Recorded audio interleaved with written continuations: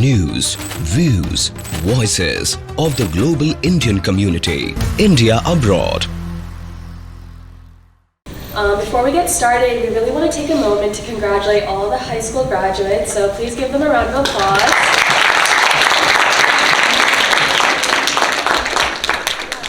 And we also just want to take a moment to thank all the parents that came here today, just to support all of the parents and guardians that came to support your children. Thank you so much for coming as well. Before we get started, I just want to quickly introduce our hosts and MCs for today. I'm Harika Nathi. I studied biomedical engineering with a minor in CS, and then I graduated from Georgia Tech last year. Throughout my high school journey as well as college, I was always kind of interested in the medical field. But in college, it was really when I explored all the different options that I had. And I pivoted to more of an industry focus. So this is why now I'm currently working at a medical device company, so not too far from healthcare, still very much in that realm. And currently I'm a product manager at IZI Medical. Hey everybody, my name is Madhusha Vemala. After I finished high school in Virginia, I pursued medical college in India. So I had to take an exam, and I had gotten an admission into a medical college in Hyderabad. And I successfully graduated this year in 2024, so I will be applying to internal medicine residency this year. It's so exciting to be here with you all today. Hi everyone, my name is Nayana. I'm a class of 2023 graduate. I graduated from UVA last year. I was a psych major there, and for most of my time in college, I was pre-med, and I actually my last year went through a career shift into consulting, which is I'm working in consulting right now at Accenture, but I can provide a bit of a unique perspective because I am sort of switching back into pursuing grad school, medical school, so I can provide that perspective.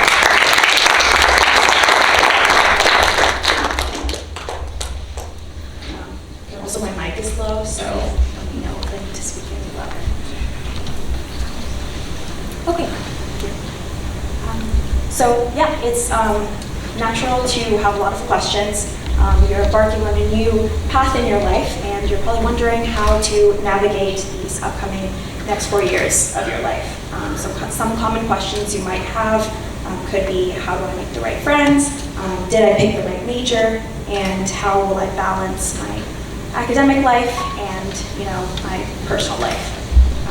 So we will be doing a skit, and through this skit, we are trying to portray the story of an incoming college freshman, Nayan, being introduced to his seemingly perfect plan to pursue a comp-sci major, but he also secretly has a deep passion for creative writing.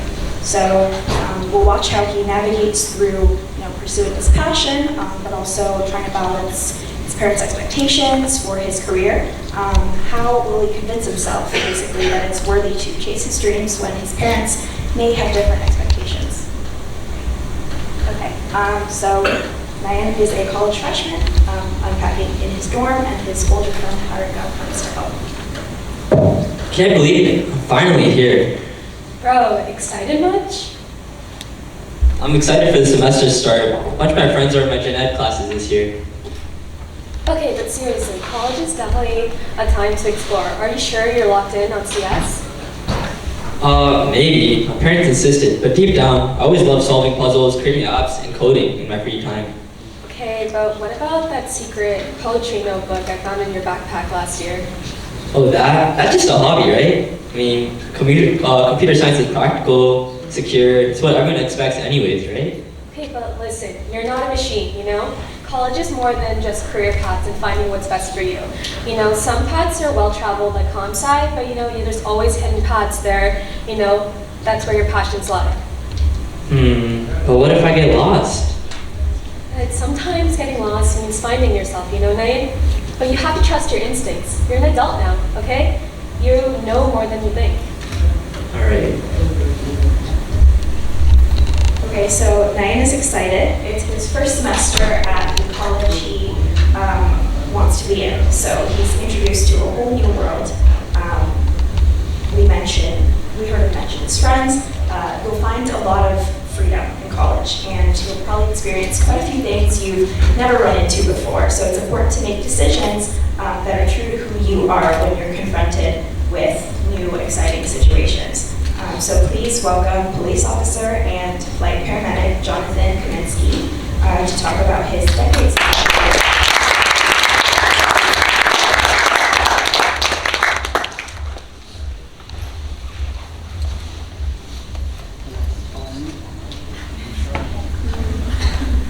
Good evening, everyone. I don't feel like I need the microphone, but introduce myself. I am Jonathan Kaminsky. These folks up here brought the bar way up here, and I'm going to bring it way down here now.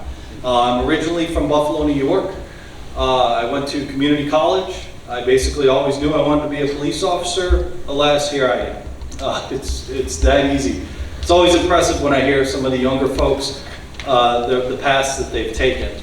As far as decisions that they've made in life and kind of some thoughts that perhaps maybe their parents had for them. So I'm here to talk to you about some life lessons, things to look out for, some pitfalls in life, and go over a couple other things. So first things first, for me it was simple. I knew I wanted to be a police officer. I would pull my friends over on my big wheel. You guys probably don't know what big wheels are. But pull them over on my big wheel and I just knew I wanted to be a cop. It was a very simple career path for me. I never changed whatsoever. Later in life, would I do it again? I don't know. There's so many different options that are available now that I think maybe when I was younger I was perhaps a little bit too closed-minded. My day today started out, got up at 6 a.m. I fed my dogs. By 7 o'clock I was at a Palestinian protest. By 10 o'clock, I was in my office. By 11, I was figuring out lunch. And at 4 o'clock on the way home before here, there was a gentleman that was going to jump off a bridge onto 66. So my day was pretty full. But it's just an average day for me. And this is something that all of you gaining new freedom, you guys know a lot more than I think your parents perhaps do at this stage in life, if I'm perfectly honest. Schools nowadays, social media, gives you guys so much more access to things that I could only dream about. What they want me to talk to you about is make the right decisions. The biggest thing I can tell you right now is I need you all to breathe. Your parents, big time. And you guys, just take a breath. Before you go getting involved in anything, just take a breath is what I'm asking of you. If you want to get in a car and go 100 miles an hour, go right ahead. The chances are of a police officer finding you are slim, okay, in the real world of things. Should you do it? Absolutely not. Because that one time you do something is that one time that's going to completely change. I'm going to be honest up here, the gentleman that kept saying CS, to me, that means something completely different. That means something for riot gear. That means gas, the gas that we utilize for chlorosamium capsium. Basically, it's the pepper spray. And then I realized he was talking about computer science. So, it was something completely different. But point being, when I tell you, if you want to go out there and speed, do it. But what I need you to think about is making those decisions. There's a viral video going around right now of a gentleman in Michigan that virtually appears for his court case. It happened in just the past 2 days. And his court, the reason he was going to court was because he was driving on a suspended license. And he's sitting there in front of the judge, and the judge is an older gentleman, very respectful looking judge. And while he's talking to this judge about driving on a suspended license, he's driving in a car. And his defense attorney, which some of you may go to be attorneys, is doing the right thing, arguing, hey, let's have this case next week. And the judge is like, he's driving right now. There are consequences to actions. Sometimes in 2024, it doesn't seem like that. I'll be perfectly honest. It seems like we can get away with a lot more. I am now that old guy that I would look at when I was younger and say that guy is just he needs to get with the times. Now I am that old guy. And I'm telling you that there are consequences to all your actions. And that guy literally got sent to jail for 30 days for something that he probably would have got a slap on the wrist for. But there are consequences. Some things I want you to think about when you go to college. What's the biggest thing we're talking about with college? There's drinking, there's alcohol, there's drugs, and nowadays there's protests. And I'm not here to talk to you about your political affiliation or choice in that, but one thing that I do need you to discuss is the mob mentality. Something of, you know, I can fit in a whole bunch of people here and nobody will notice me if I throw that brick, or if I throw this, or if I post this, or I post that. I assure you, you will get noticed. You may not get noticed at one time, you went 100 miles an hour, but you may get noticed. And the consequences of some of those actions are huge. So avoid the mob mentality. I think the mob mentality nowadays in college and things that I've seen going to George Mason and everywhere else lately is much bigger and much more dangerous than alcohol or drugs these days. And while I'm not saying go be around alcohol or drugs, I'm saying be aware of the mob mentality. Think for yourself, take a breath. With regards to alcohol and drugs, just say no. I'm a cop. What more information can I possibly give you than that? Just stay away from it. The decisions that you make with that are very long pressing. For my job, we have to, and many of the jobs that I hear a lot of you folks talking about, you have to take a polygraph. They are literally the most unfun thing I've done in my life. Where you have to discuss your past. You have to disclose things and mistakes that you've made in life. And the last thing you want to do is talk about those things.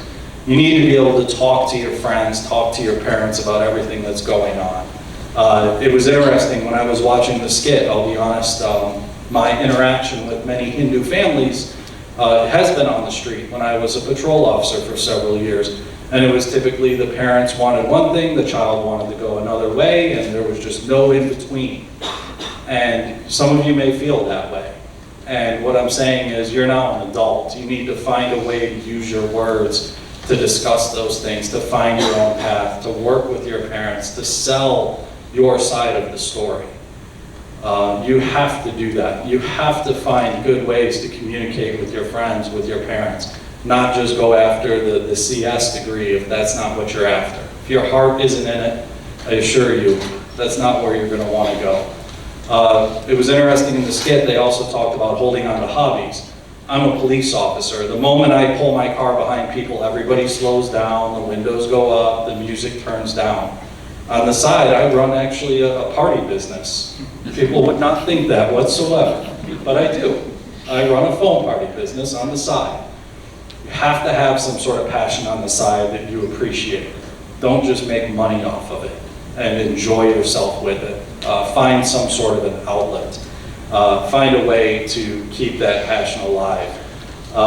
As far as your friends go, be aware of who you're hanging out with. Don't be afraid. There are many times in my life where I was out with friends. I personally don't drink. I've never enjoyed it in my life. I've tried it all and I don't like any of it. And for my friends, for a lot of them, that's a struggle for them because they enjoy it and I don't. But for me, it's great. I'm the designated driver. I have a total catalog of everything that happened that night and I'm able to come home and enjoy my next day. But don't be afraid to be that one friend that's just, you know what, I'm not going to do that. I'm not going to be involved in that. I'm not going to partake in this. I'm not going to do this. Don't be afraid to just bow out for a night or an evening or a whole day or for an entire group of friends if you have to. So there's a great song I want you guys to listen to. You've never heard of it, I assure you. It's called Baz Luhrmann. It's by Baz Luhrmann. It's called Everybody Wears Sunscreen. And the whole premise of this song is that, he says you can solve an algebra equation, you can worry, but know that worrying is about as effective as trying to solve an algebra equation by chewing bubble gum. And the real problems in life are apt to blindside you on some idle Tuesday. And the truth of that is so incredible. Being a police officer where I've had to tell someone that their loved one has died or be there for their loved one's last few moments, or to take them to jail and completely take away their freedoms. I assure you, none of them thought that it would be on that idle Tuesday or that random Saturday night. So be aware of those things. Think about, enjoying your life, enjoying this newfound freedom, going out and making the most of it, but being responsible while you're doing it. And please, please do your best to, keep whatever creative passion you need alive inside of yourself. Are there any questions? Anything else I can answer? Anything that, for the parents that they would like addressed? Okay, thank you.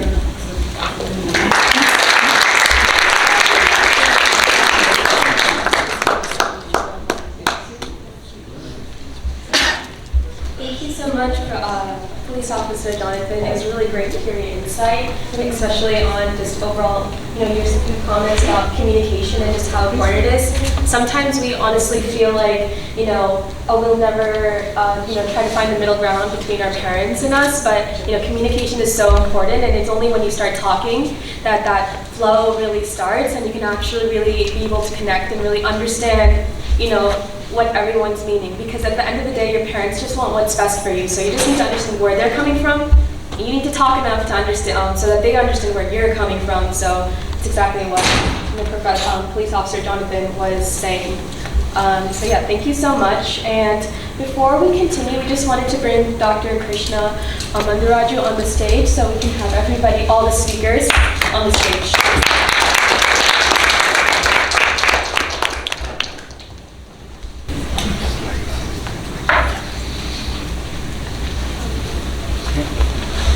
Okay, so now we're going to continue on to the next part of our skit. So we're going to connect back with Nayan after his first semester in college, talking to his older friend who's also an upperclassman in college.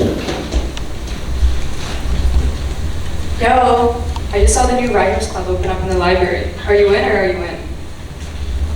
Yeah, I don't know about it. All my friends are rushing Sigma Chi. It's the best way to build up networking. It's going to be a big crowd in college. I have to do this.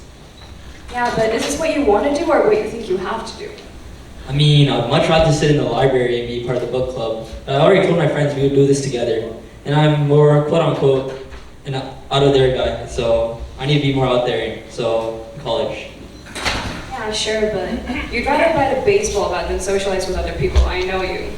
Plus, passing up this opportunity wouldn't do justice to the 200 and something books you have on your bookshelf at home. But I want to be part of the popular crowd for once, and I have it all together, just like my friends. So what if I have to tweak up my personality a bit? That old line. I know this is exactly where it's coming from. I've been in your position too, where I tried so hard to fit in with the wrong crowd, and it was only after time I realized that this wasn't for me. And when I stopped finally looking, the right people came to me, and we shared the same values, and we vibed together. You know what's more important than being part of a huge, cool crowd? The power that comes from authentically being yourself. Okay, fine. I'll give it a shot. I just hope my friends understand. I don't want us to distance out. Okay, so later on, Nayan finds himself, actually joining the book club, so good for him. And he ends up actually finding an amazing friend group, where he feels seen as well as heard. And his friends, his other friends support his decision because true friendship, your true friends, is about understanding your differences and still being there for one another. And that's where you know who your true friends are. So now we're going to close out that scene, and I'm going to introduce Dr. Krishna Mandaraju, a board-certified pediatrician and an esteemed founder of the president of Centuries Pediatrics, Inc. With affiliations in several prominent hospitals in the region, he brings a wealth of experience. He graduated Osmani Medical College, completed his pediatric residency in SUNI Downstate Medical Center, and in 2023, June, he appointed as the Commonwealth of Virginia Board of Health Professions by Honorable Governor of Virginia. And he actively conducts several mental health awareness programs, Bhagavad Gita sessions, showcasing his dedication to the community and overall in the past several years. Please welcome him onto the stage.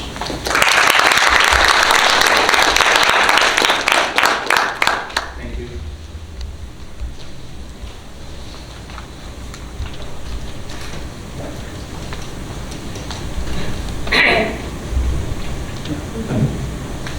Questions from me? Do you want to do it as an interactive session, or you will just want me to do the presentation? Yeah, I believe I'll had some questions for you. So a lot of parents are worried about their kids being addicted to substances like marijuana, alcohol, and etc. So can you explain in like simple terms why exactly this is happening to children our age? Sure. Thank you for asking the question. Before I became a pediatrician, I was training to be a neurosurgeon back in India. I got the opportunity to come to the States and I came here. I have a special fascination to study the brain, especially the teen brain. As a pediatrician, we see kids growing from, like almost from day one, from birth, and we see them graduating by 21 years of age. We see the same family going through our office multiple times, and I can see the brain developing, in various ways.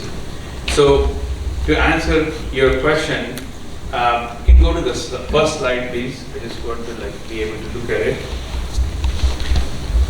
Before we start the thing, just before this, I just want to give you a quote from the Bhagavad Gita. Bhagavad Gita is like the song of God, and most of us know about it, but Jonathan's information, it's a treasure of knowledge, and every single word has a very deep meaning. So we'll start right away from here. It says, Uddharet Atmanatmanam, Na Atmanam Avasadaye, Atmaiva Atmano Bandhuhu, Atmaiva Ripuratmanaha. It means that let a man lift himself up by his own self. Let him not push himself down by his own actions, right? If you lift yourself up with your own self, you are your own best friend. But if you push yourself down, then you are your worst enemy. So the next slide shows a man trying to climb a mountain. He's climbing by himself. No teacher is pulling him up. God is not going to come there and help him. He has to pull himself up.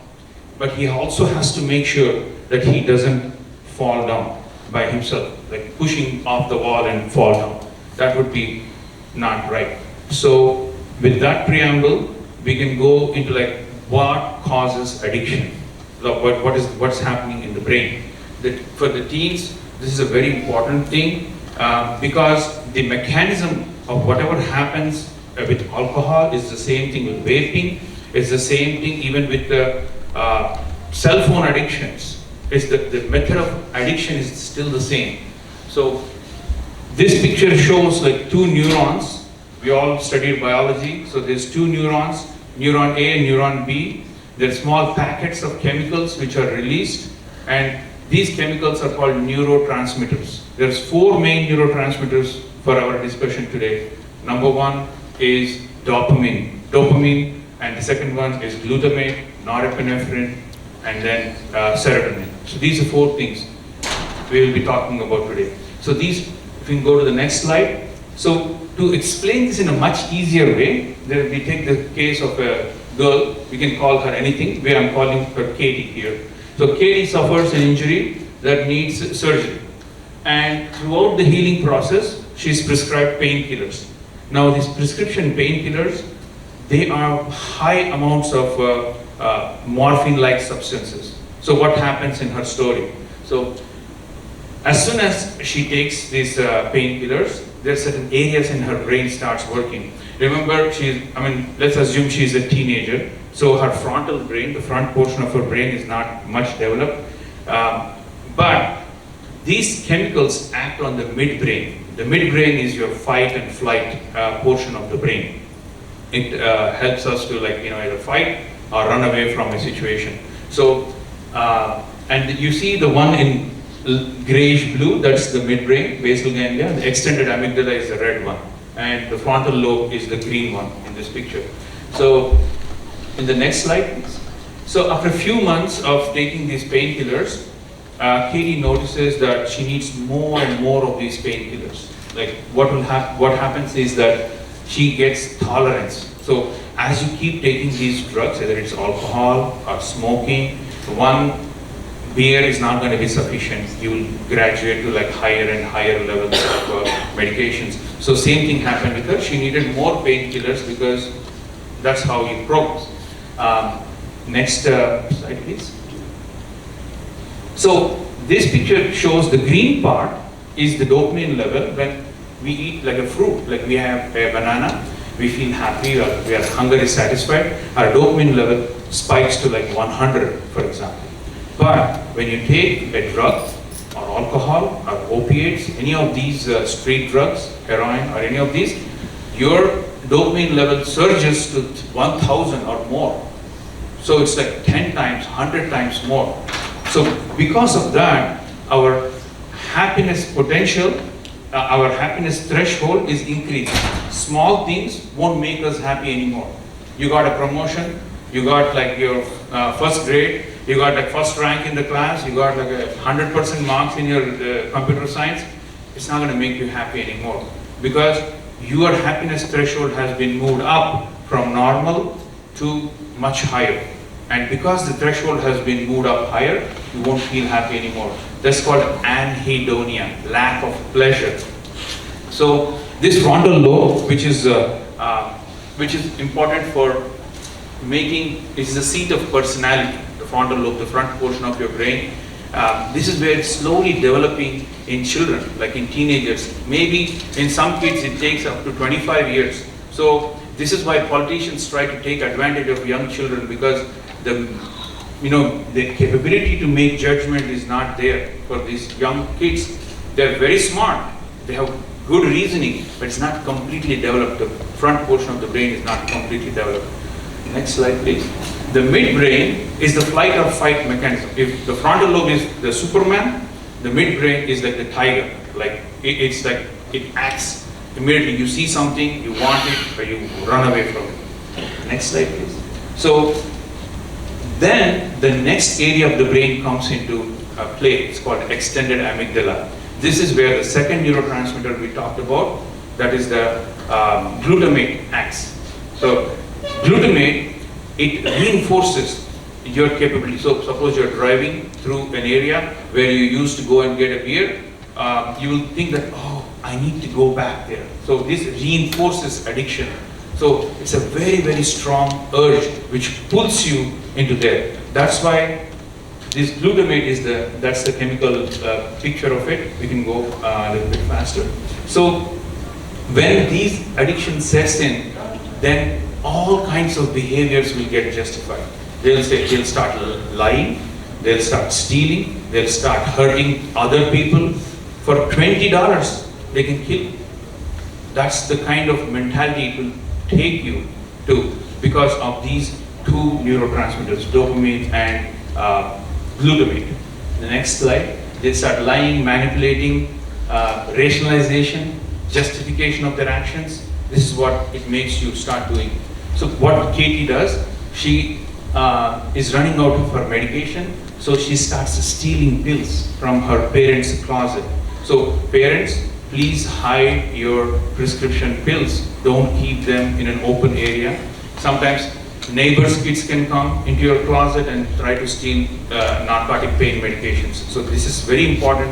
I think they have narcotic take back day. If you are done using your narcotics, you dispose them off safely. There are some things which are happening.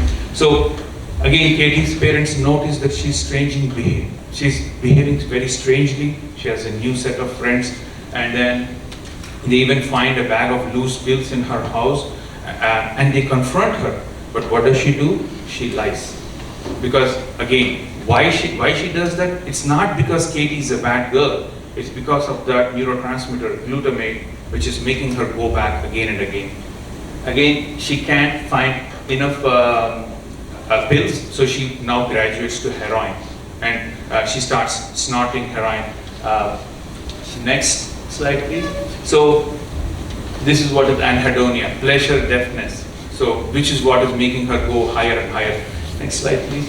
So her tolerance goes very high, and her new friend says, why don't you inject yourself into the vein, this heroin? And she never thought she would do it, but because her urge is so strong, she takes it, and unfortunately, neither her friend or her realize there is fentanyl laced in that thing, which is we see very commonly, and her breathing starts going down slowly, step by step, and she's about to faint. But a good friend, I would not say call him a good friend, his presence of mind, he dialed 911 and he left her on the street. The ambulance came and they gave her naloxone. The picture there shows how much of fentanyl is enough to kill you. Just a few drops, I mean on the tip of the pencil, a little bit of fentanyl, if it is mixed into your drink or into any of the street drugs, it is enough to kill you. Per day, 300 people die in the United States of America because of this fentanyl. It's a street drug it is a drug which is actually manufactured in China. It comes across our borders. It is there everywhere, all in our neighborhoods. And we need to protect our children. Parents need to be aware of this. This drug is killing a lot of people. Fortunately, there is a reversal agent. It's called naloxone or Narcan. So Katie, paramedics come, find Katie, they administer her this naloxone, which reverses her respiratory suppression, respiratory depression, and she survives. This is a happy ending. This is a happy ending in her case. And then her parents enroll her in treatment and she comes out of this. So through her story, we can see like this could happen to our neighbor, it could happen to our friend. So nowadays, again, I'm not any politically affiliated. I have been appointed by both governors, multiple governors. So currently there is a Right Here, Right Now program which is launched by the current governor. Beautiful program. If you have a problem, you can dial 988 and they will send you a lot of help, which is if you're facing 911 is to save somebody, but if you're facing some mental health crisis, 988 is a number that I want everybody to remember. And there's new programs available. If you're going through some crisis, you can ask for help. Next slide, please. So Katie is in recovery, and in this story, it ended happily, but not every story has to end happily, and unfortunately, we see a lot. So, yeah. My next question, what exactly is marijuana and why do so many teens use it? So marijuana comes from, it's a plant basically. And unfortunately, many states are legalizing it. It's because of it's because of politics. But as pediatricians, we get very scared. As parents, we get very scared because it's being sold, it's being marketed to children as if it's very normal to use it. I have seen kids in my office who try to argue with me and tell me, they bring notes saying that why it is safe and everything. But it has very serious side effects. Already our frontal lobes in teenagers are not improving, they're not developed. This puts a new sense of they want to do more exploring, they want to take risky behaviors. It exposes them to a lot of dangerous behaviors. So, as I said, the teen brain is not yet developed, and marijuana exposes them to higher risk. Now, some kids want to combine alcohol with marijuana. When they combine that, it's a deadly combination, because normally, if you drink too much alcohol, you get drowsy and you fall asleep. But marijuana, it heightens your thing. So by the time your marijuana is gone from your body, your alcohol level has reached to a dangerous level that you basically die. You can die the first time you experiment with drugs. You can die. And I want this to make it very clear. We see unfortunately like yesterday in my office in Herndon, I had a 13-year-old who was picked up by the police officer from Reston Town Center because she had too much to drink. And by the time she woke up, she was in the emergency room. She could have been run over by something, somebody could have done something to her, so her mom was literally in tears. But the good news is, even from that situation, we can pull people out. But you need to tell us the truth. Truth, Satyameva Jayate, it says in our religion. So truth endures. Always tell the truth. Don't lie to your own parents. If you don't lie, and you come to the office, we can help you. Any other? So, any other questions? So, while we are at this, how do parents, can you go to the next slide please? So how do parents, we finished marijuana and alcohol. Next slide. How do we talk to children? How do we talk? This is a very, very important topic. First, keep an open mind. Don't lecture your children. Find a calm, cool space. If you want your kid to talk to you, you should not judge them. Think like they're talking to a wall. Just be a wall. Don't judge them. Just listen to them. Let them speak their heart out. As Indian parents, as any parent, like my practice, we see parents from all walks of life. But specifically in Indian parents, we don't want to accept that mental health is an issue. And I see this, I went to churches, I went to mosques, okay? I have seen the same pattern continues in every culture. Is we think by not talking about mental health, it will suddenly disappear. That's so not true. We need to open up and just sit and listen. Be patient, keep an open mind. Put yourself in the teen shoes. Let's say we have done some big mistake and we are being asked to sit down and then someone is questioning how do we feel. So make your life easy for your teens. And then don't lecture, find a comfortable setting. Be aware of your body language. Don't do finger pointing. Don't talk about how they let you down, how you have to put your face down in front of the entire society. Don't bring yourself. I told the mom yesterday the same thing. You are not the person who's being affected. The teenager who chose to drink, she had a real depression. She had problem. She's the one who needs help, not the parent. You need to conquer your emotions as a parent if you want to help your child. So these are important conversations that we need to have on our dinner table. But patience, compassion, empathy. If you don't help your child, where will this child go and talk to? So think like that. Again, try asking open-ended questions. Don't ask yes or no questions. Be positive. Try to look at positive things. And like what I said, even from this situation, we can pull you out. If somebody has depression, it's not the end of the world. If somebody has a fever, we give them Tylenol, we give them some antibiotics, we make them better. The same way, if somebody has depression or substance abuse, we can pull them out. It's not the end of the world. Don't make it a bigger problem than what it really is. Let them know that you hear them by summing up what they told you. Just summarize what they told you. Ask them permission to discuss this, because sometimes they don't want to talk to you. Just be patient. Don't be like in a hurry to end this conversation and say, I'm the boss, you are my son or daughter, you have to listen to what I'm saying. As long as you're in this house, you have to listen to me. Don't use that kind of language with your children, because you're going to break their hearts. And offer empathy and compassion. The treatment is very simple. As I said, the treatment can go forward. It's 75% effective. Even for substance abuse, 75%. It's better chances of taking care of this than taking care of like high blood pressure or something like that. So we know where it is and we know how to treat it. Next slide, please.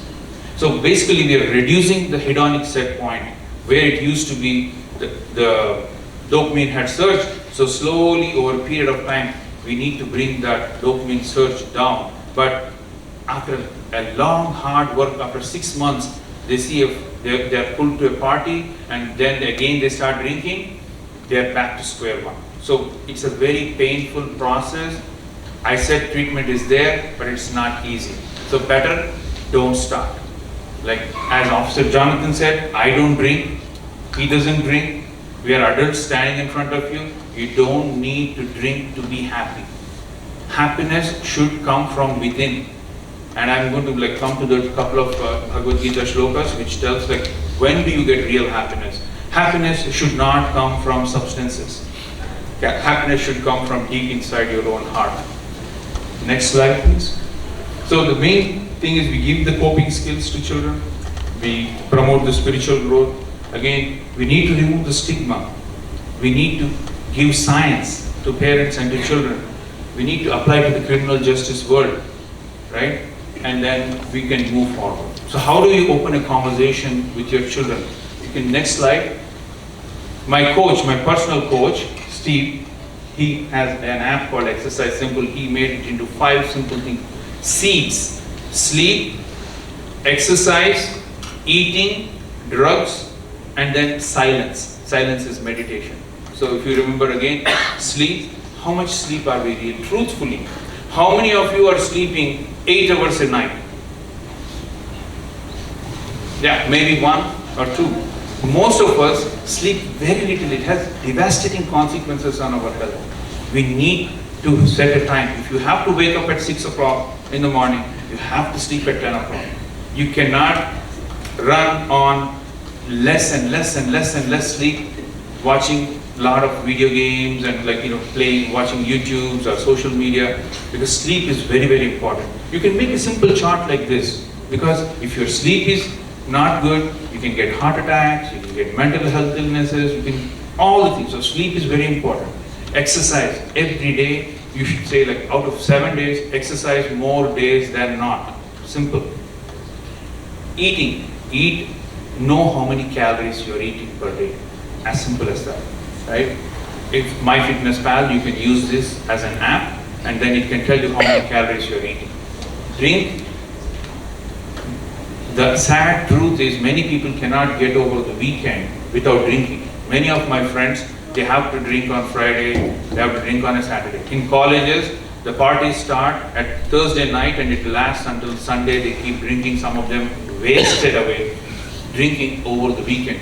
So I don't care whether you are in computer science or in biology major or engineering. I want you to survive the 4 years of college. If you ask me, like, what is my message as a pediatrician? Live for 4 years. That's all I ask of my teenager, my college student. Live for 4 years. Don't get into like mob mentality. Please don't get into mob mentality, because if you go and apply to a job and your name is on the blacklisted thing, that's the end of your story. You could have the highest grades in high school. So that's very, very important. Finally, we can talk about this later. What are the signs of depression? These are like lack of interest, not sleeping well, not eating well. These are some of the signs. In my package, I'm going to give you several tools, and wherever I go, I have made these tools available. So, but I just want you to know that in people who are having a predisposition with depression, if it's not treated, if there's a stressful life event, it can trigger something, and they are at risk for suicide. So you need to be aware of this. So please talk to your children. Don't not talk to your children about these conditions. Be open, have an open conversation. Yes, you can watch a movie together on a Saturday night, but for 10 minutes, listen to them. In their interpersonal relationships, what is happening? There's so much happening with them. When I grew up, I did not have this much stress, the kids that they are growing up with.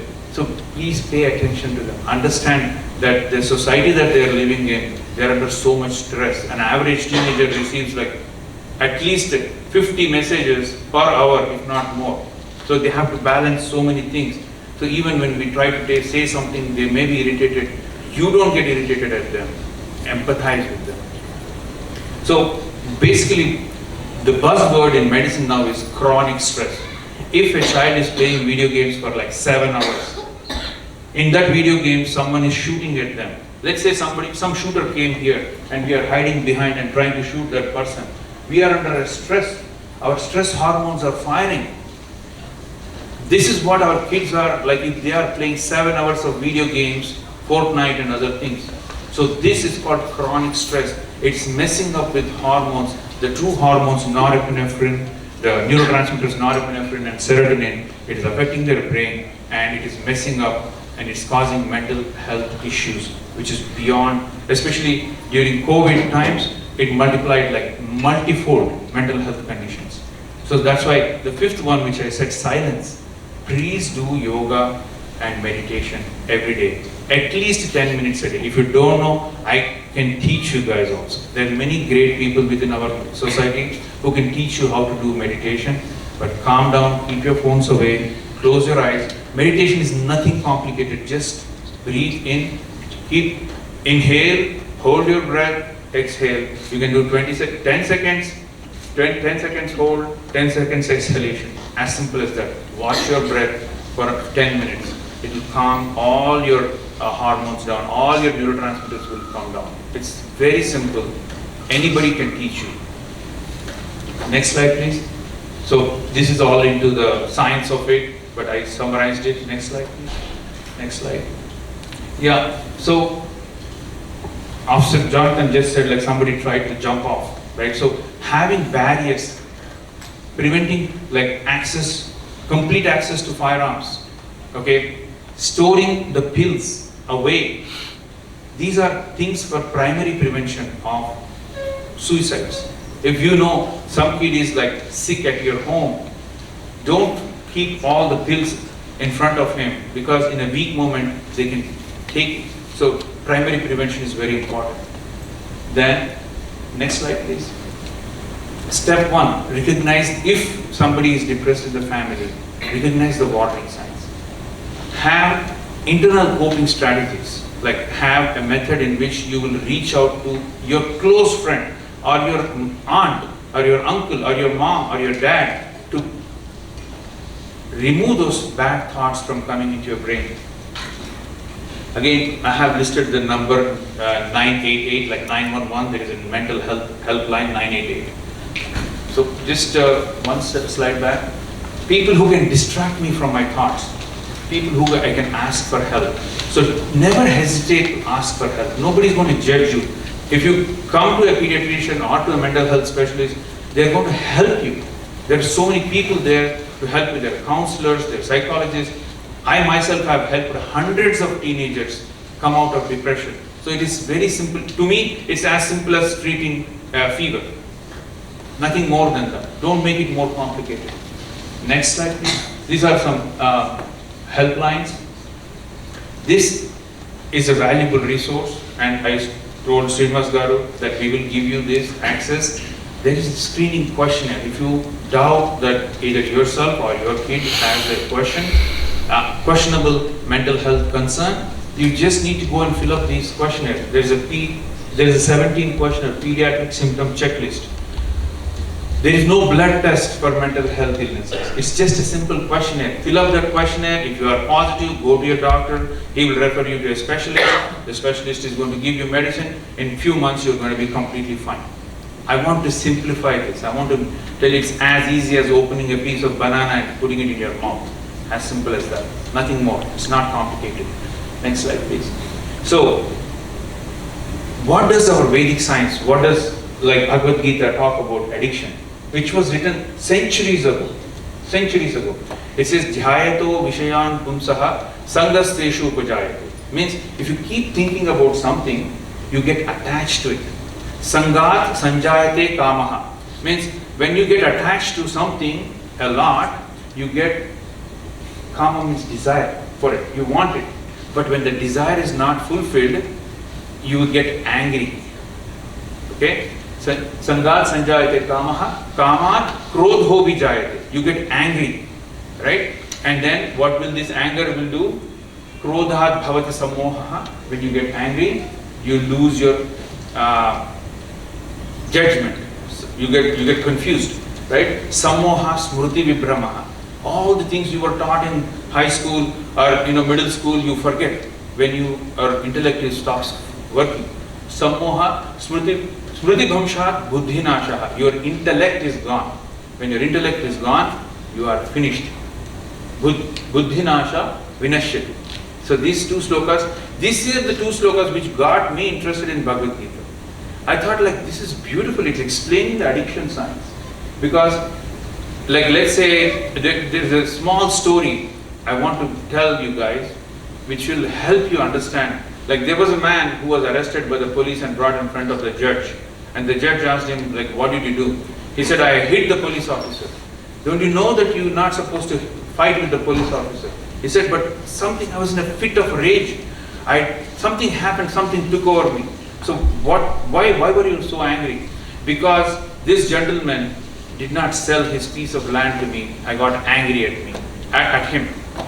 So why do you need this land? You already have a big house.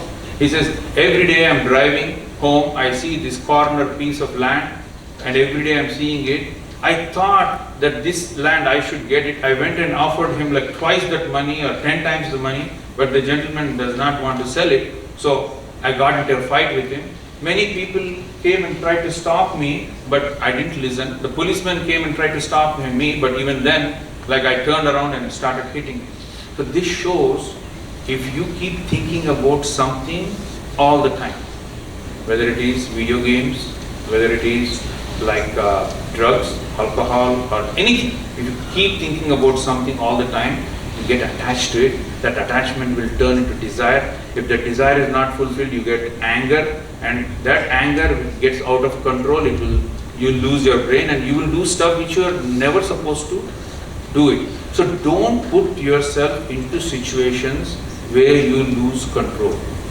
Again, going back to the thing. So this could apply to land, this could apply to drugs, this could apply to the small kid who's being pulled by the parent away from the social media. And then vaping also it applies to. Next slide, please.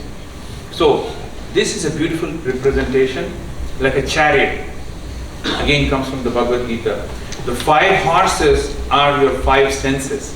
They are pulling our body in different directions. We need to control our senses, whether it is our eye, our tongue, eating food, smelling, what you hear, you need, or touching somebody, or touching something which doesn't belong to us. So these 5 senses need to be controlled. How? Through the reins. The reins represent your mind. Use your mind to control these horses, which are the 5 senses. But the charioteer, just go back. The charioteer is your intellect. Using your intellect, you control like your mind. And the owner of the chariot, who's sitting behind the charioteer, is your self, your soul, your Atma. That we have to come into that position, then we will be able to control it. So the slokams, there's 2 slokas. If you go to the next slide, it says Indriyani paranyahu, means these senses are superior to your body. Indriyebhya param manaha, your mind is superior to the senses, right? Manasastu para buddhihi, your intellect is superior to your mind, right? And yo buddho parasastu saha, means more stronger than your intellect is yourself, is your soul. So using yourself, you control your own self. That's what, like when I first started, I said, like, Uddhared Atmana Atmanam, lift yourself up using your own self. Because you are the owner of the chariot. You can control your intellect. Who can control the reins? Who can control the horses? Next slide. Another important thing, Samatva Buddhi, equanimity. See everybody equal. So what does it say here? For the one who sees me everywhere and sees everything in me, I am never lost. So whenever you see, whatever is the color of the person, whether they are rich, whether they are poor, whether they are the President of the United States, doesn't matter. In everybody see God. Then you will never make a mistake. You will never discriminate against anybody. You can accept others as they are, but you don't need to transform into them. Let them be, you accept them as what they are. You don't need to change into who they are. Even if they force you, use your own intellect. Be the charioteer. Control your own chariot. So that slokam says, Yomam pashyati sarvatra sarvam cha mai pashyati. This slokam talks about like equanimity. This will solve many problems in society. This was written thousands of years ago. Finally, the last slide is, how do we realize the God inside us? People say that, oh, we are not our body. We are not our hands, we are not our eyes. We have God inside us. We are our soul. How do we recognize this God within us? 20 characteristics have been described. Buddhir jnanam asammohaha, kshama satyam, dama shamaha, sukham dukkho bhavo bhavo bhayam cha bhayam evacha. So what does buddhi means? Buddhi means intellect. The ability to discern very, very fine concepts is buddhi. Means something which is not clear. You should be able to read through the lines. You should be able to see what is the true intentions of the people. That is buddhi. When you use your buddhi, you get jnanam, you get knowledge. So with that knowledge, you should be able to discriminate yukta objection jnanam. What is right, what is wrong. Make a decision. Using your intellect, make a right decision. What is right, what is wrong. If you know something is wrong, don't do it. You will escape from all crimes. You will not do anything wrong. It's never okay to damage public property. No religion tells you to do that. So this is jnanam. With that jnanam, you will get asammoham, means no delusion, means you will not do anything which is wrong. Then kshama. When you have that, you will be like very, you will be able to forgive people, you will be able to forgive yourself. Then satyam, the ability to speak truth, will come when you have this kind of basis. You cannot speak truth until you have buddhi, jnanam and asammoham. And once you speak the truth, that's when the real sense control, external sense control, internal sense control can come. That's when you feel sukham, happiness. Not the happiness which comes from external objects. The real happiness comes when you have good intellect, when you have good knowledge, when you are not confused, when you are speaking the truth, when your senses are controlled. That's when you get real happiness. That is how you get real happiness. Again, ahimsa, samata, tushtihi. We already talked about samata. Samata means equality. Ahimsa, non-violence. Non-violence is the basis of our society. Don't get involved in violent activities. And then tushtihi means be satisfied with what you have. Don't go for more and more and more stuff. There's no end to craving for more desires. I'm happy, I'm contented with what I have. God has given me enough. Be happy with it. Don't keep on going. This is on the contrary to what we hear in Western civilization, that if you don't have a desire, that means you will not work for it. You work because it's your duty. You don't work because you will make X amounts of money this year, 2X next year. Don't do that. Do your work because it's your duty. So the take-home message today is duty. Duty is God. Duty is God. So, tushtihi tapodanam yasho yashaha. Danam means like ability to give a donation to somebody. People try to hold on to objects a lot. When you don't need something, try to donate a little bit. So these are beautiful 20 characteristics. We can talk a lot of time with this, but I would like to end this thing with this slokam because I want you to get your happiness internal, not from external objects. Thank you, Dr. Krishna Madhuraju, for your great insight. This reminds me of the Vivekananda quote, "Talk to yourself at least once in a day, otherwise you may miss a meeting with an excellent person in this world." This is a perfect example of Dr. Madhuraju's exceptional speech about health and wellness. In college, you're so focused into the routine of studying for classes and organizing events for various clubs, all of which are needed for your success. But in meeting everybody else's expectations of you, you often forget what it is that actually fulfills you from the inside. Connecting with yourself through mindful practices like meditation, yoga, or exercising will help you tune in to the inner you and take steps to align with your true passion. So let's get back to the story. A couple months have passed, and Nayan finally talks to his parents about this predicament. Hey Mom, can I ask you something? Of course, what is it? Anything serious? So, I won this contest, What do you mean, which contest? a poetry contest. Okay, I thought you wanted to talk about something serious. You had me worried for no reason. Well, that is what I wanted to talk to you about. I'm passionate about creative writing and I wanted to pursue it further. I'm so happy when I'm writing, and I'm clearly good at it, as I won first place, and they're going to publish it in a magazine. This is coming out of nowhere, and there's absolutely no job security in being a writer. One published piece does not equal success. We can't support you your whole life. How are you going to make a living? I'm not dropping everything to become a writer, but I want to put a little more effort into it, and I feel really passionate about it, and I want to tell you about it. I know how important it is to plan in the future and create career decisions I make, but finding happiness wherever I can is also important. I want to both read my writing before you can make any more snap judgments. You know, I used to love painting. I was so good at it, but I was so focused on my math and science classes that I stopped one day and never started again. Even now, I wish I'd been more open.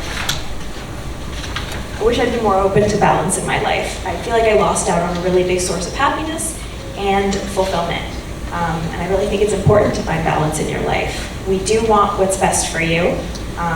Glad you're not dropping all of your plans for this, but I think it's all right to enter more writing contests, maybe even consider a minor in creative writing if that's truly what you love. Okay, thank you.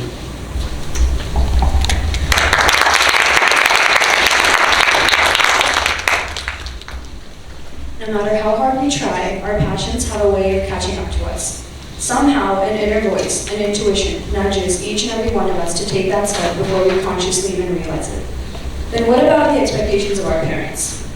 Although it may seem like your parents have a set vision of how your life should look like, they're indirectly saying, I have struggled so that you don't have to. As first-generation immigrants, the adversities they have faced are unquantifiable. They moved across the world to live in a foreign country, learn to adapt to a whole new culture, all while supporting a family and raising their children. They have truly given us everything to the best of their abilities and wish that their children lead an easier life than their own. That being said, you have a right to explore what it is that speaks to your soul. Once you venture into the land of possibilities, maybe you realize your gift was waiting for you to seek it out, just like the creative writing world for now. Thank you, everybody, for coming out here today.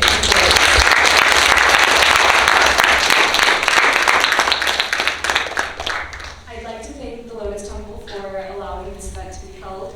Thank you, a very sincere thank you to Police Officer Jonathan and Dr. Krishna Mandiraju for your great and wonderful advice. Thank you to all the parents that are here, that drove out here on a weekday, and thank you to the students for showing up.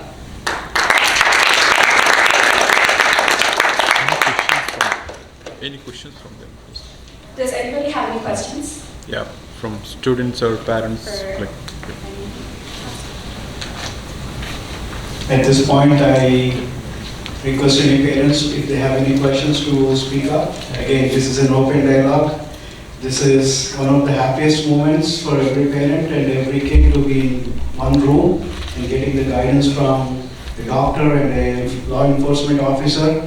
This is the first time we are doing in this temple, and I think we will be repeating this pilot. This is a pilot project, but going forward, this will be a regular occurring event, and I request Jonathan and also Dr. Krishna Mandiraju to be associated with this temple to conduct more of these events. I do have a question for you. This is most probably a common question for all the parents. Peer pressure. When the kids go to college, all of a sudden they are going away from a small lake into a big ocean. The competition is completely different. The students are completely different. The first 3-4 months, they'll be adjusting to the new environment, and at the same time, trying to figure out how to excel. And you have, most likely the parents are the culprits for the peer pressure to get started, but how do you suggest that should be dealt with in the future? So first thing, I was a complete dork in high school, and I'll just be honest. I was a geek. I enjoyed video games. It's just the way I was. college-wise, you guys are going to be in a very difficult spot. You have a lot of freedom of decision once you get there. Things that you think you can't get now, you can get easily on any college campus. And that's good and bad, good things and bad things. As far as peer pressure goes, it's good to hear the good doctor say, if you don't want to drink, do not drink. Don't get involved. Don't be that one guy. I think it's much easier these days to be that one person that stands up for the little guy. Or then the little guy could very well be yourself in that case. Where you just say, you know what, this isn't for me, and find a way to extricate yourself from that situation. If you do find yourself in the wrong crowd, you know, and the doctor had mentioned something where a gentleman had assaulted a police officer, and you know that happens, and it's one of the most kind of one of the biggest things that bothers me, not because you know you get hurt or anything like that, but what drove a person to this point where they lost all sense of who they are. And when that happens, people don't realize how much they could possibly lose. And by the peer pressure of some of these decisions, you know, I've had kids that have thrown things at, you know, my police car, whatever the case may be. And to be perfectly honest, the older I get, the slowest one I catch.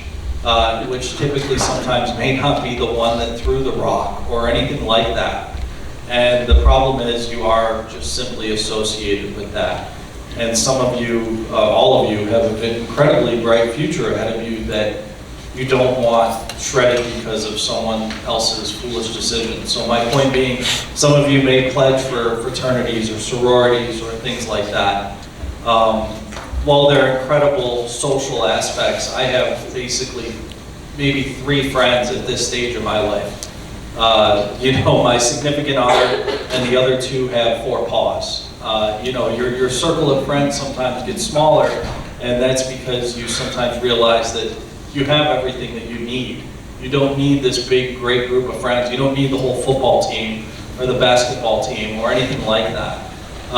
You find your group, you find your crowd, and you stick with them, and you stick up for them. And if it is the poetry club or whatever the case may be, just be passionate about that. But peer pressure, I would be incredibly careful of. And to the parents, one thing I can tell you is, please, please, please, you know, these days it seems like we need more parents, some of the old school parents. I firmly believe that. I'll tell you guys a story of my brother. I was about 10 years old, my brother was older. He went out drinking with his friends, bad group of friends. He was about 17, went out drinking, came home. I'll never forget, my dad woke the entire house up. We were up at 3 a.m. He gave my brother more to drink. They kept him up all night, and he made him go out and mow the entire lawn, and the neighbor's lawn, and the neighbor's lawn next to that. And that was his punishment for it. And then he had you know, they went out fishing later on in the day, and the conversation was over. It was discussed. My dad and my brother had a heart-to-heart over it at that point. So from a parent perspective, I ask you, please just don't enable your kids. We see way too much of that these days. But at the same time, like the doctor said, when you call your kids that first couple days of school, and you're going to call them the first night and the second night, the first question shouldn't be, you know, have you studied? What are your grades like? Have you done your first thing? Your first question should be, how are you? Do you have you met any friends yet? Anything that interested, you know, tell me something about your day that made you nervous. Tell me something about your day that you loved. Then you can get into your questions about grades. And those conversations should go like that every single time. And please, please, we see it all the time when kids come home from breaks, for spring break or holiday breaks. Please actually take a moment to sit down. Not when all the family's around, mom separately, dad separately. Just sit down with your kids and just talk to them. Just give it a couple minutes to talk to them about what's going on. Give them that chance, because they're going to start to see you more as, yes, you're their parent, but you're also their peer now. You're going to be not just giving them the things they have to do for life, but you're going to start giving them wisdom. They're going to start getting that from you. And you're going to start to learn that they'll give you a lot more information that way. Thank you. Those are really insightful things. I have 3 daughters, all of them, I'm a grandparent now, so I've gone through this cycle. So it's very tough as a parent, like when your kids are going through it, but we have to remember that they are our kids. We have to trust that they will take good decisions. I mean, this whole thing that what you guys are doing, exposing them to all these information, they will make good decisions. But one thing we did was, at a fixed time every day, I want to hear my daughter's voice, 9 p.m., wherever they are, because every day if you keep listening, just by the tone of their voice, not texting, hi, how are you, they'll text back. No, just listen to their voice. But doesn't mean that after you're talking to you for like 10 minutes, they would not do something wrong. But just listening to your voice will be very reassuring to the kid, and listening their voice will be very reassuring to you. Again, there is peer pressure, we have to accept it, but we have to also believe that they will make the right decision, because they are kids. But kids do get into trouble, and we should be able to pull them on. If you listen to them, if you are open, don't shut out your kids by being judging.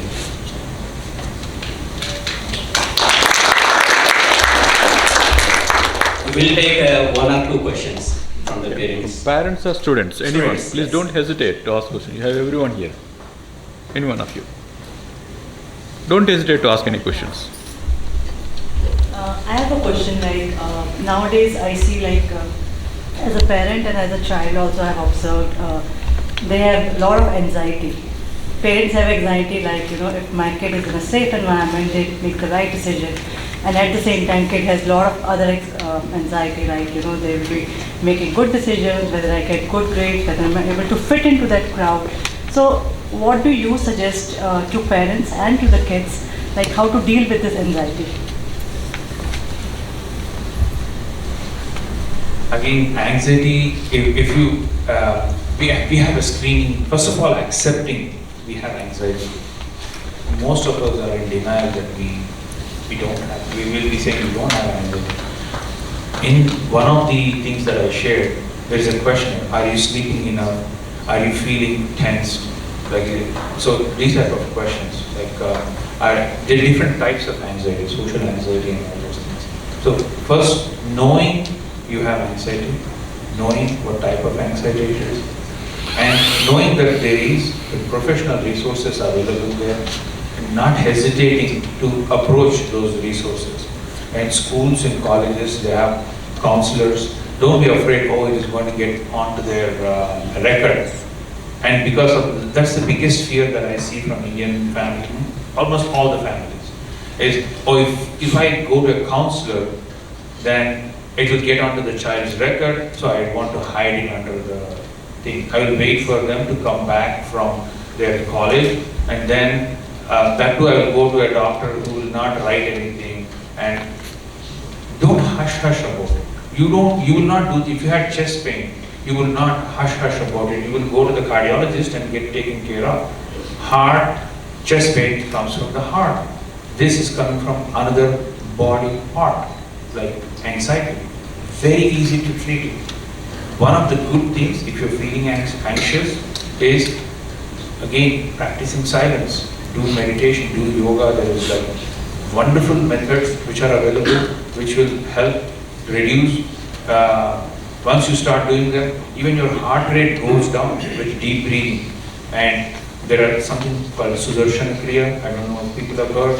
Sudarshan Kriya, if you do it, definitely it will benefit. I would highly recommend it. It's called sky breathing. It's a type of breathing which is done. It takes only 20-30 minutes. I have also prescribed it for doctors. Doctors feel stressed too. So when doctors themselves are taking these things, and it has been tried it has transformed people back. This Sudarshan Kriya, if you read through it, it has been tried in prisons. It has transformed people back. So thousands, millions of people around the world are using yoga and meditation. So we can use techniques which are not even medication. We don't even need to use medication. But if medicine is needed, don't hesitate to take it. If a doctor says take it, take it. It's for temporary and you can come out of it. Thank you. If I could address that, embrace it a little bit.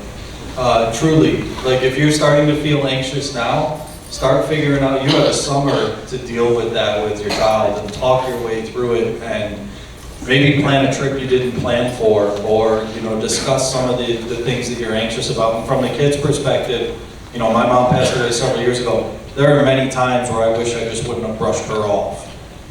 So I truly, your parents are going through a heck of a time right now. So give them a lot of latitude, just as much as you're expecting it from them. But truly, take the time to do that. And if it does get to a level of professional where you need to talk to someone as a profession where that was completely something you did not do whatsoever, I assure you, on many levels of government, profession, law enforcement, military, it is now something that is embraced where we have to go talk to counselors. It is mandated, things like that. So I assure you, it's not like it once was. Yeah, no, that's definitely the case for me as well. I think like finding people I vibed with and finding my friend group really helped relieve a lot of stress. I also think because when you're in college, there's like so many events, like every single day. There's going to be something to do, and people are going to be, you're going to get a lot of FOMO, like, oh, this person is doing this, there's this party going on, there's this, event going on this day. And so you're going to feel like every day of the week, like, I should be here, I should be out, I should be, doing stuff. And definitely, like, have a social life, like go out and go to parties and things like that, and hang out with your friends. But something I found that helped me a lot is like taking an evening to myself, not necessarily, frantically catching up on work or anything like that, but like taking an evening to myself, maybe doing some breathing exercises, like meditating, and like self-care, stuff like that, that gives you a break from the constant sort of barrage of like social, interactions you have to have. So yeah, finding a community and then also some scheduled alone time definitely helps with stress. Yeah, I think those were two really one of the most important points actually. I think one of the biggest things that I can owe my peace of mind, my happiness, and my success to when I moved to India for med school was actually finding the right group. And it took me some time to get there because when you're in that ocean of these many opportunities, you think that everyone is fine, everyone is your friend, and everyone is good. But through your journey, you end up realizing that differences will come, and a change in values and second opinions also will come. So finding the right balance between realizing who you are, that you can find when you're taking alone time for yourself, like meditating. And I think one of the biggest things for anxiety is to realize that you are in control of your decisions.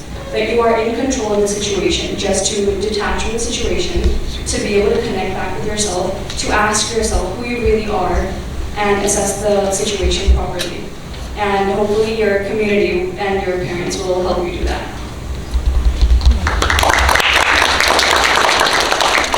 So let's pause the question for a few minutes. I request all the kids to get onto this stage. We'll take a group picture, and also there are priests who will do the blessing. Once that is done, the priest will have to go up and we can continue the discussion. Prano deve saraspatirvaje virvajanevate dhinam avitravato vaghevye namaha ayurdagne vishajushana grutaprateko grutayo niredi grutam petva madhuchargabhyam piteva putram abhirakshata divam Shailadip eva devatannaha Rushabhadreshvara eva devatannaha Panishailadip eva devatannaha भगवान् वेङ्कटैव देवतन्नः श्री श्रीनिवास कुलदैवतन्नः श्री श्रीनिवास परमन्दनन्नः श्री श्रीनिवास परमागतिर्नः वक्त्राब्जे करतलकमले भाग्यलक्ष्मी मयतु विजेतां सर्वसाम्राज्यलक्ष्मीः क्षीर्वर्चस्समायुष्यमारोग्यमावेधात् शोभामानं महीयते धान्यं धनं पशुं शतसंवत्सरं दीर्घमायुः नवो नवो भवति जायमानवन्नां केतुरुषसामीतग्रे भागं देवेभ्यो ददात्यन् प्रचन्द्रमास्तिरति दीर्घमायुः शतमानं भवति शताय पुरुषश्चेन्द्रे आयुष्येवेन्द्रिये प्रतितिष्ठति रोचनो रोचमानः शोभनः शोभमानः कल्याणः समस्त सन्मङ्गलानि सिद्धिरस्तु उत्तरोत्तराभिवृद्धिरस्तु सत्याः सन्तु यजमानस्य कामाः भागं देवेभ्यो ददात्यन्नचन्द्रमा आस्तिरति दीर्घमायुः मनोवाञ्छितफलप्रसादसिद्धद्वारेण आरोग्यदृढगात्रता Siddhirastu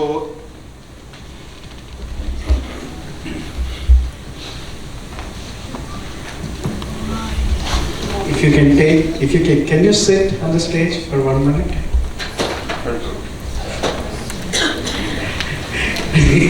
Sorry, it's an exercise, the first part of meditation. So, we are going to distribute a book which is of valuable importance to you guys. This is one of the chapters of Bhagavad Gita that is appropriate for the youth. So it tells you what is right, what is wrong, and you can read the book at your spare time. It is written in English. It has a sloka, it has a meaning, and it explains what it is all about. And also there is a picture in the book, most probably on the first page. That is the Murti called Dakshinamurti. Dakshinamurti is Shiva sitting in penance. So he is the guide for all of us for all the knowledge. So we request you to keep this book in your dorm. As and when you feel depressed, as and when you feel different from what you normally do, please open a page. Please spend 5 minutes, read it. Maybe there is a solution that is sitting in that page for you. So please consider this request as one of the parents and take these books along with you to the dorm. It will change your life for sure. Thank you.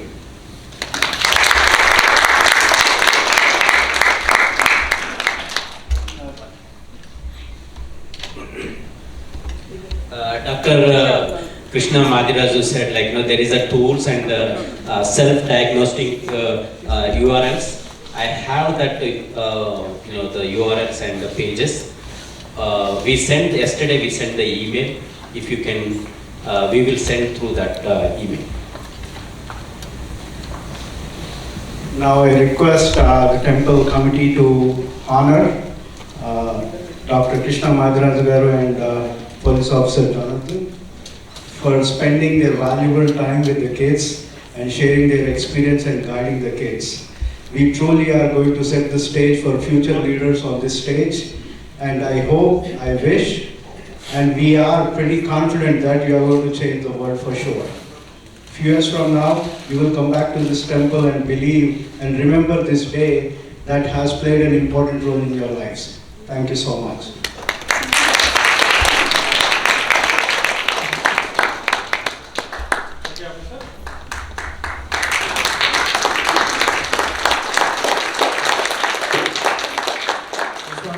Thank you to our police officer from county and also Dr. Madiraj Garu.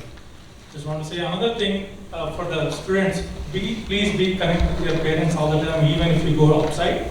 Just connect every day, talk to them, not only on the winter holidays or Thanksgiving Day. Don't do that practice. And don't forget our culture, and don't lose all our practices. Whatever, they are the well wishers for us. Okay? Just remember. Thank you.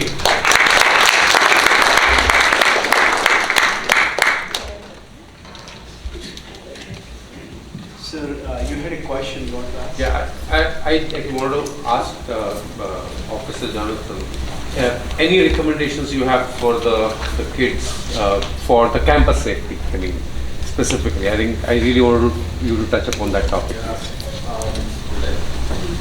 You all, school shootings are a real thing. Just today, there was a bomb threat in an elementary school within the county here. These things are very real. Use your sixth sense. That is what truly has kept me safe for 21 years as a police officer. If I walk into a house and just something doesn't feel right, today's not the day to be a hero. Today's not the day to, you know what, it's fine. If it doesn't feel right, take that extra couple seconds to look around. You know, be truly aware. I talk about these mob mentalities because things like these protests, things like that, constantly, day in, day out, I see innocent people that are just caught up in the middle of it. For instance, these car rallies that are going on, just innocent people that are just getting hit, that just happen to be there, that happen to our car fans or something like that. For the ladies, be very, and for the gentlemen, be very cautious, forgive me, be very cautious when you're out and about, when you're going on dates, when you're out with someone you don't know. Let someone know, tell someone where you're going. The online dating world is very different. Dating in 2024 is very, very different. Truly, it's very important to let someone know. Utilize technology to your advantage with letting someone, your parents, a trusted friend, or someone perhaps track you for the next couple of hours, just to be safe if it's that first date that you're going on. And for the ladies specifically, as you know, I would tell my niece or my sister this, if he doesn't open up the door, if he doesn't walk closest to the street, if he's not paying attention to those little details, find the next one, okay? For the guys, walk closest to the door, do the old school things, you know, open the car door, be a gentleman. Those values truly do matter still. But campus safety is incredibly important. Parking your car. A little old lady gave probably, I have to give public safety presentations all the time, and we're having an issue in a certain part of Mount Vernon where I work. There's a lot of unsavory individuals hanging around the CVS that she's gone to for 80 years. So her dad always told her, just drive around the parking lot once, and if you don't feel like going in that day, don't go in that day. Save your prescriptions to maybe the next day. You need to use that. That little old lady had the best piece of wisdom with regards to safety. If you go someplace, if you're with your friends that one night, you're going to a club for the first time, or you're going to a bar, and it just, the feeling is off. I guess that's probably a good night to suddenly, you know what, my stomach hurts, guys, I'm gonna go home. There is no shame in that whatsoever. And then to read the next day that perhaps something did happen that your spidey senses managed to keep you out of. 9 times out of 10 when you talk about these campus safety events, it's always this, I had a feeling, I had this, something told me not to do this. Be that one person that perhaps didn't get on that plane that day, things like that. Listen to your intuition, it's never wrong. And to be honest, be smart about it. Find a police officer or a campus safety officer, befriend them. You would be amazed at how far that's gonna go. You get into the littlest bit of trouble, or you're going to see a football game or a basketball game, they remember that you're the kid that always said hi to them. You're gonna get the better parking spot. You're potentially gonna get out of a ticket. Be that one kid, because 9 times out of 10, people just pass us by. We're human beings too. But I'll tell you what, if there's that one kid that I know has always said good morning to me, always been pleasant, I'm gonna let him go. It's just, we're human beings too. So, but it's a good idea to truly befriend somebody like that. Teachers, a police officer, physicians, whatever the case may be, you never know when you'll need them.